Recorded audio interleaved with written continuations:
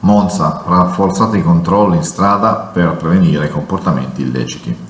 Un cittadino ha chiesto l'intervento di agenti NOST in servizio in Via Italia perché gli era stata rubata la bicicletta che aveva appena appoggiato al muro adiacente ad un bar. In base alla descrizione della bicicletta, il personale della polizia locale, dopo un rapido controllo nella zona, ha fermato un soggetto italiano di 46 anni nei giardini di Via Visconti, che si stava affrettando a cedere la bicicletta in cambio di pochi euro per l'acquisto di sostanze stupefacenti. Il soggetto è stato così condotto al comando di Via Marsala, dove sono emersi numerosi precedenti, prevalentemente inerenti a reati predatori.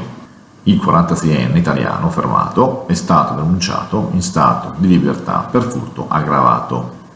Nella stessa giornata il personale della Nonaria ha trovato una bicicletta nascosta, presumibilmente di provenienza furtiva, e per questo è stata depositata presso il comando.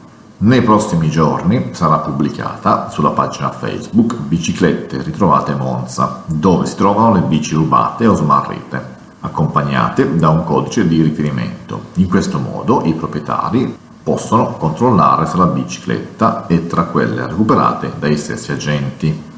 In piazza Trento, invece, angolo via Passerini, in pieno giorno un uomo era intento a rubare una bici. Molto probabilmente stava cercando di tagliare la catena per portare via la bicicletta, quando alcuni passanti si sono accorti del tentativo di furto. L'uomo, come si vede dal filmato di Laminano, è stato così raggiunto e immobilizzato dai passanti, che lo hanno bloccato e tenuto a terra fino all'arrivo di due volanti della polizia.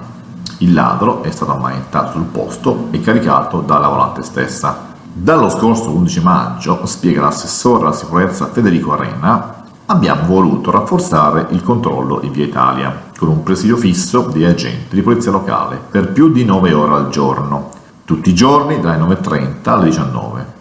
In un mese sono stati registrati ben 14 reati con 7 persone denunciate a vario titolo e sono state recuperate 3 biciclette rubate, con l'identificazione dell'autore del furto.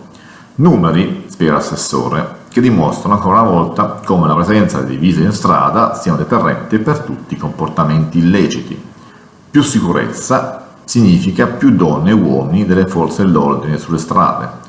Vogliamo che le divise siano percepite come sicuro punto di riferimento, ha concluso l'assessore alla sicurezza del Comune di Monza Federico Arena.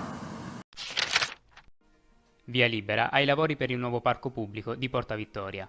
Dopo la certificazione da parte di Città Metropolitana dell'avvenuta conclusione dei lavori di bonifica dell'area, il Comune di Milano ha rilasciato i titoli edilizi per la realizzazione dell'intervento a Prelios SGR in attuazione delle previsioni del programma integrato di intervento per la riqualificazione delle aree dell'ex scalo ferroviario di Porta Vittoria, che si estendono tra Viale Umbria, Via Monte Ortigara e Viale Molise.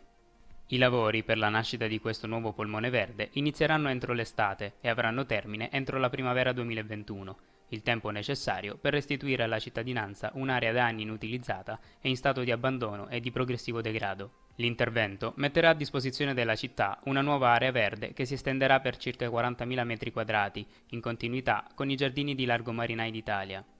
La realizzazione del parco, del centro sportivo e dei correlati costi di gestione saranno sostenuti dal Fondo Niche, gestito da Prelios SGR, che a maggio dello scorso anno ha perfezionato l'acquisizione degli attivi facenti parte del fallimento Porta Vittoria. Dopo l'eliminazione nel girone di Champions League, svanisce anche il secondo obiettivo stagionale per l'Inter di Conte. Al San Paolo, in virtù dello 0-1 dell'andata, i nerazzurri non vanno oltre l'1-1 contro il Napoli di un immenso Ospina. Il portiere colombiano è senz'altro il protagonista indiscusso della gara. Al secondo minuto, una sua uscita non felice permette ad Eriksen di siglare il vantaggio ospite direttamente da calcio d'angolo. Il pari partenopeo arriva allo scadere della prima frazione di gioco su un contropiede innescato da un lancio calibrato dello stesso Ospina per Insigne, che a tu per tu con Handanovic serve al centro la corrente Mertens per il più facile dei gol, diventando così il miglior marcatore di sempre con la maglia del Napoli. L'11 di Conte, che fino a quel momento era padrona del gioco, risente del gol subito e col passare dei minuti anche di una condizione atletica precaria dopo mesi di inattività. Ospina è in serata di grazia e con 2 prodezze, una per tempo, nega la gioia del gol prima a Lukaku e poi ad Eriksen. Nella ripresa, il Napoli prova a rendersi pericoloso con un diagonale radente di Insigne che esce di poco a lato. I padroni di casa danno l'idea dunque di accontentarsi del pari e grazie anche ad una straordinaria prova del reparto difensivo, la squadra di Gattuso dimostra di essere in grado di gestire il risultato. I partenopei strappano dunque il pass per la finale di mercoledì a Roma contro la Juventus dell'ex Maurizio Sarri.